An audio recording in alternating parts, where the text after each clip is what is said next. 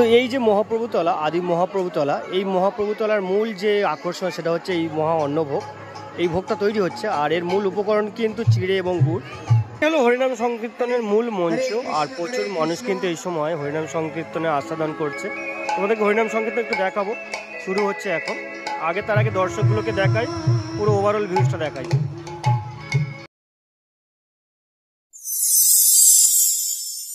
Hello everyone, আরও একটি নতুন ব্লগে তোমাদের সকলকে স্বাগত। আজ 22শে মার্চ, আর আজ আমার বাড়ির কাছে অর্থাৎ শ্রীপুরে একটি বার্ষিক হরিনাম সংকীর্তন রয়েছে। এই হরিনাম সংকীর্তনের মূল আকর্ষণ থাকে এখানকার ভোগ। এখানকার যে ভোগটি হয় সেটি একটা অসাধারণ স্বাদ এবং তার সঙ্গে সান্নিধ্য থাকে ভগবানের। এই ব্লগে আমি মূলত তোমাদেরকে এই হরিনাম সংকীর্তন অর্থাৎ মৎস্যটি দেখাবো, আর মৎস্য ঘিরে যে মেলাটি হয় সেই মেলাটাও দেখাবো। তাই এই ব্লগটা সম্পূর্ণ দেখতে থাকো। যদি ভালো লাগে তাহলে লাইক, শেয়ার, কমেন্ট করে দিও। তো চলে এসেছি একেবারে আদি মহাপ্রভুতলার যে আজকের হরিনাম সংকীর্তনটা হচ্ছে, সেই হরিনাম সংকীর্তনের মেলা। আর এটা হচ্ছে এন্ট্রান্সে প্রথমে একটা লাইটিং গেট রয়েছে, গণপতি রয়েছেন, গণেশ রয়েছেন। তো আস্তে আস্তে আমি মেলার দিকে যাব। প্রথমে তোমাদেরকে মেলার দোকানগুলো একটু দেখাবো, তারপরে যে মন্দির এবং মন্দিরের সাথে রয়েছে আজকের যে হরিনাম সংকীর্তন তার কিছু অংশ তোমাদেরকে দেখাবো।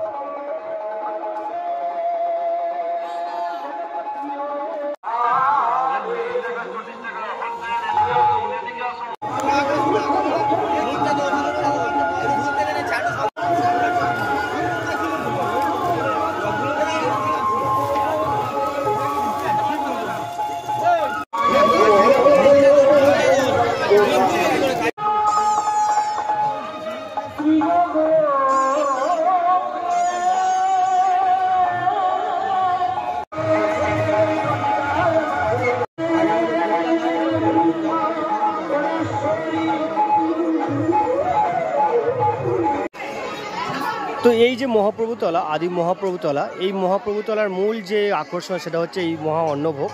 এই ভোগটা তৈরি হচ্ছে, আর এর মূল উপকরণ কিন্তু চিড়ে এবং গুড়। বয়স্ক লোকেরা মূলত এগুলোকে তৈরি করে, কারণ তারা অভিজ্ঞ এবং তারা দীর্ঘদিন ধরে এই কাজের সঙ্গে যুক্ত।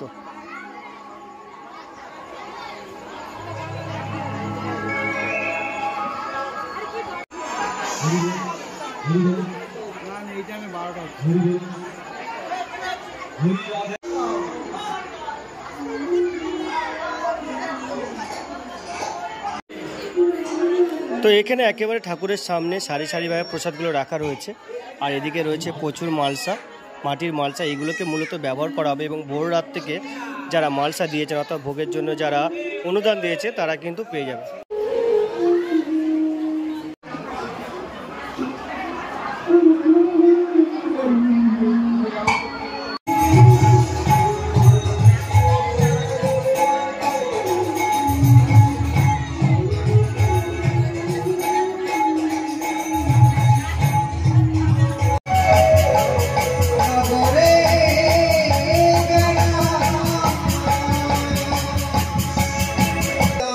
এটাই হলো হরিনাম সংকীর্তনের মূল মঞ্চ, আর প্রচুর মানুষ কিন্তু এই সময় হরিনাম সংকীর্তনে আস্বাদন করছে।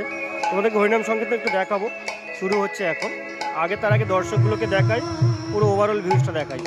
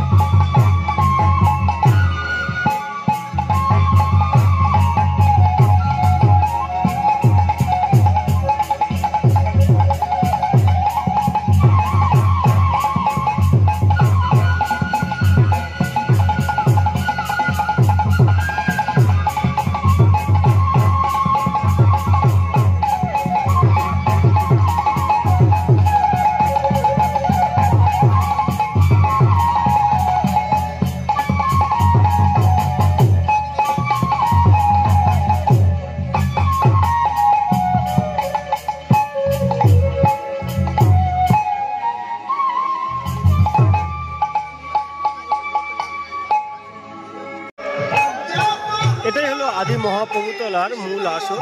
এখানে হরিনাম সংকীর্তন শুরু হয়েছে আর প্রচুর মানুষ এই সময় চতুর্দিকে বসে রয়েছে।